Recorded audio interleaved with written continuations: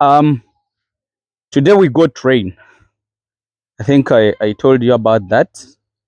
And like we farmers, me, what I always want to remind you, or what I always want to inform you, is when you do what. Like if I tell you, if the rain comes up, like we farmers, what I only have to inform you, the rain tells us something. It is meaning something. Like on onset of the rain, like a farmer, what do we have to think about? Because we've been in a dry spell for quite some time. That's around 2 months. Some other countries who takes years, sorry, but I have to inform you that we have been in a very strong dry spell of 2 months.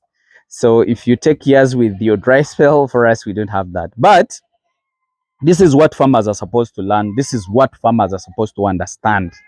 Like on onset of the rain, God is trying to tell you that you, man, find your way on how you can prepare for the dry spell. Plant your grasses. Then, in the dry spell, have what they call storage and store your feeds. So, for example, me, I planted this grass that was long time ago, and this is called sugar grass. This sugar grass is a source of protein, and it's a source of carbohydrates. So when the dry spell was really very strong, I had what to feed on my animals. I think you can see how they are looking. These animals, these are winners that we have removed from the mothers. We are trying to make them adapt to the new environment such that we make them forget about the mother's milk, and as well forgetting about their flock where they were born, such that we can put them in the male section when they don't run back to where they were born. So that's the reason why we put them here. But we are feeding them on the sugar grass. That these sugar grass have taken over a year underground, and it's what we are feeding these animals on. So, my dear, if you see the rain, me, this is just a reminder to you. Make sure that you prepare yourself for the dry spell. Now the rain is on. I would request you to plant the grasses. I told you many times that if you have a bigger land, you don't need to plant the grasses, but still remember there is that season when you have no grass.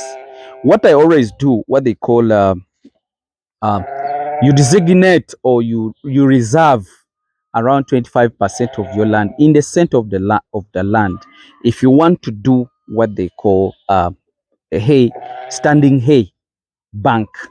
You don't plant, but you maintain the grass that is natural in your area, but you fence off that area in the middle of your land. The reason why you do that, because you don't want the neighbors to come and encroach on your land, to steal your land, to steal your grass, because some of you guys who are in strong cattle corridors, you know what I'm talking about. Guys can come in the night and steal your grass. But put it in the middle of the land, whereby no one can easily come and access your pasture bank. And that is what they call the standing hay. So that standing hay, you can feed it to your animal in the dry spell. But most of you people in the dry spell, you keep burning the land. You don't even have reserved pastures. So like me, a miss who doesn't have a very big land, I do the planting of the pastures.